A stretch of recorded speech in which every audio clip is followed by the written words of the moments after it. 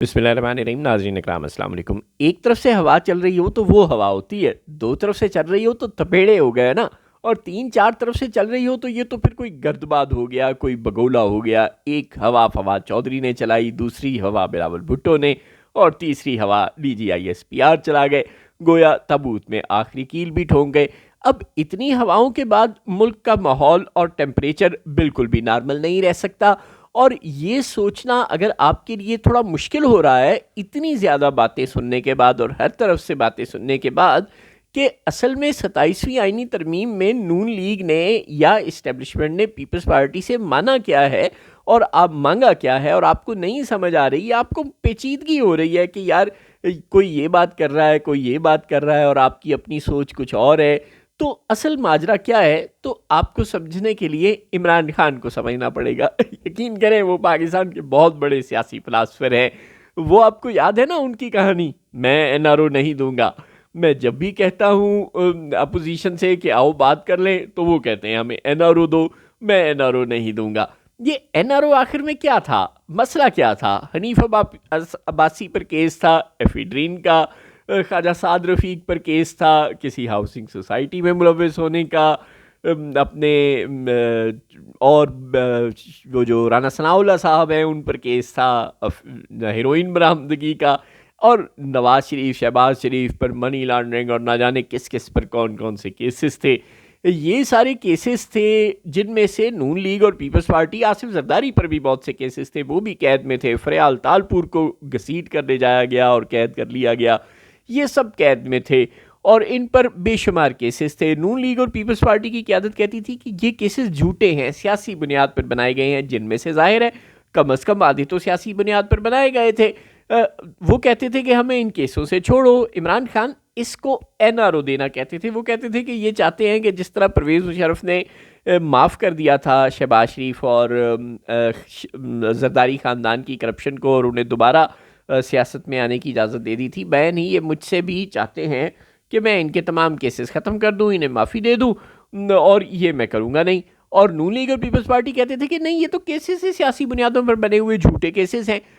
اب عمران خان جب قید ہوئے اور نون لیگ اور پیپلز پارٹی نے یہ شور مچانا شروع کر دیا کہ اب تحریک انصاف والوں کو ہم کہتے ہیں تعاون کرو ہم سے, آؤ بیٹھو پارلیمان میں, تو تحریک انصاف والے کہتے ہیں کہ پہلے NRO دو, یعنی کہ پہلے عمران خان اور دیگر لوگوں کی رہائی کی بات کرو, اور یہ تو اصل میں مجرم ہے. اور اب تحریک انصاف اور عمران خان کہتے ہیں کہ ہم تو اصل میں مجرم نہیں ہیں, ہم تو سیاسی طور پہ وکٹمائز ہو رہے ہیں, جو کہ یہ بھی صحیح کہتے ہیں. جس طرح پہلے نون لیگ اور پیپلز پارٹی والے صحیح کہتے تھے, آج یہ بھی صحیح کہتے ہیں. خیر, اس کہانی سے 27ویں آئینی ترمیم کا کیا تعلق ہے؟ بات بہت سادہ ہے. جب آپ کسی سے کوئی فیور مانگتے ہیں تو جواباً آپ کو اس کو کوئی فیور دینی پڑتی ہے.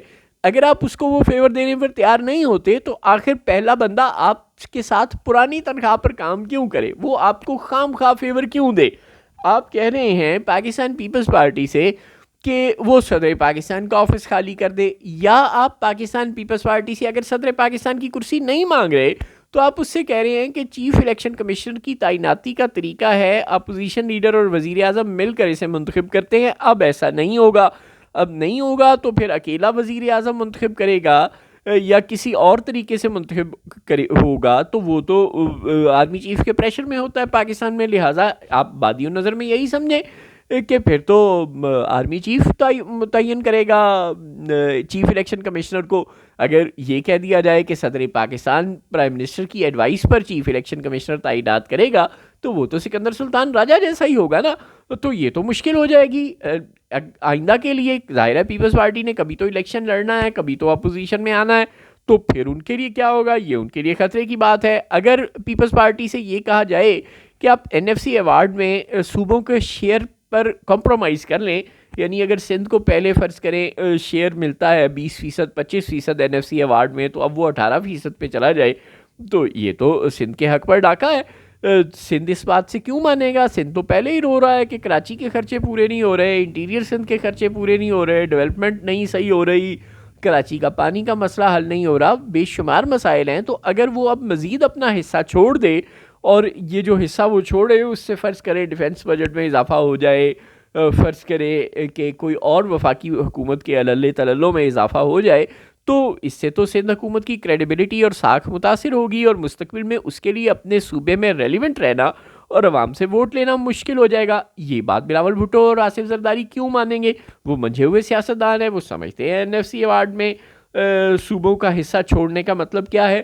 چنانچہ اگر ایسی باتوں پر آپ کو پیپلز پارٹی سے تعاون چاہیے اور باقی جو باتیں ہیں کہ جوڈیشل مجسٹریٹس کا اختیار، یعنی مجسٹریٹوں کو اجازت دے دی جائے وہ جب جس کو چاہیں پکڑ کے بند کر دیں 3 سال کے لیے، یعنی کہ انتظامی افسروں کو اجازت دے دی جائے. عدالت کے ماتحت نہیں ہوتے نا مجسٹریٹ، یہ تو ایگزیکٹو کا حصہ ہوتے ہیں.